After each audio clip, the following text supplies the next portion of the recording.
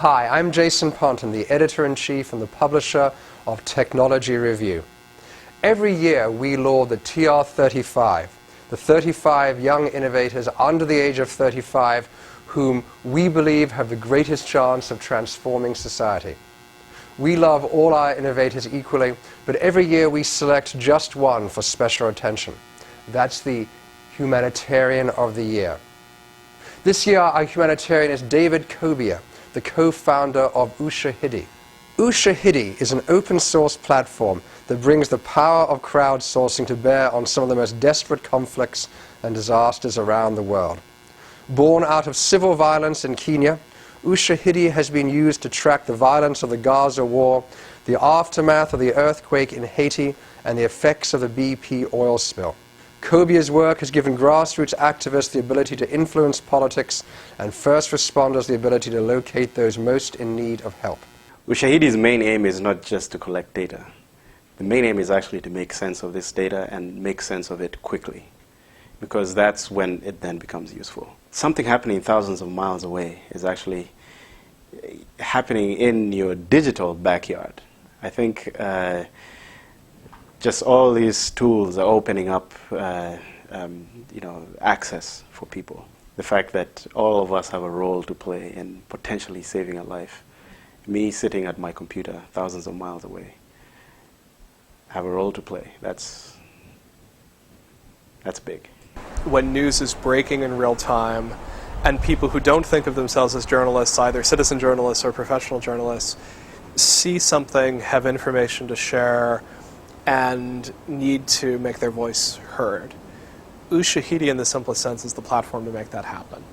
It's a platform that's capable of taking input from dozens, hundreds, thousands of sources through all sorts of different input media, as simple as the cell phone, as complex as a high-end video camera, and putting it together and organizing it by mapping, by timeline, organizing it by credibility, organizing it so that a human editor can come in and pull out different accounts and tell a story from it.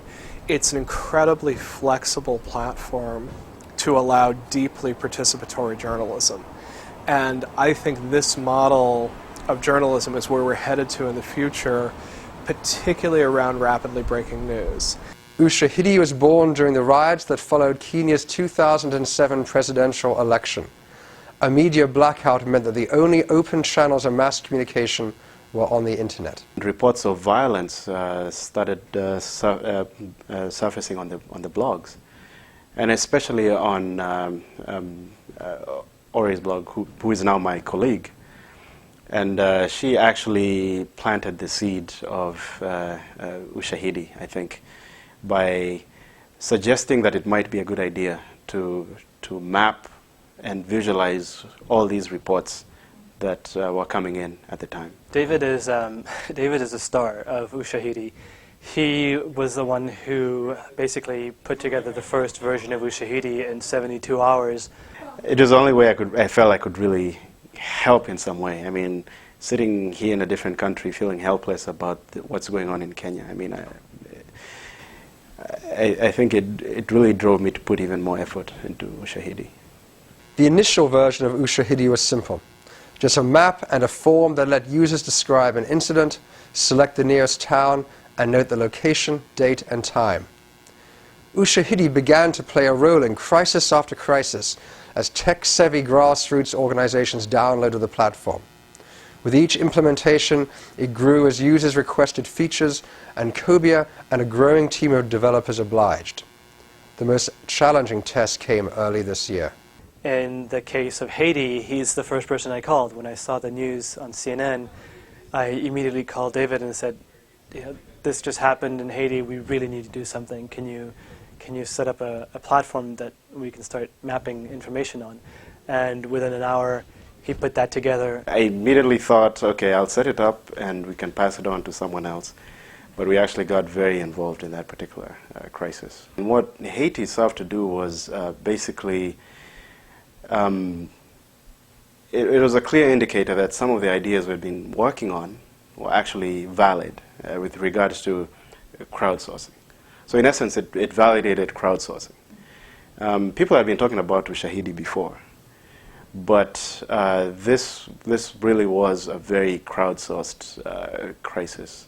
What's so distinctive about Ushahidi is that this is a tech platform that's been deployed in dozens of countries in very different situations, and we've learned from every one of those deployments. And so the platform, as a result, is flexible enough that it can be used as a disaster management system, basically an alternative to 911 in Haiti, but it can also be used to track violence during the Israeli incursions on Gaza, and can be used to track snowfall in Washington, D.C. Cobia, joined by a growing number of programmers, has continued to develop Ushahidi from its no-frills beginnings, adding features for things such as better support for mobile devices. We try not to pigeonhole ourselves to crisis, but with regard to crisis, the fact that we're opening this this sector up, instead of and moving from a one-to-many situation where only one person actually tells you what's going on, we're moving to a many-to-many situation, and where everyone is actually involved.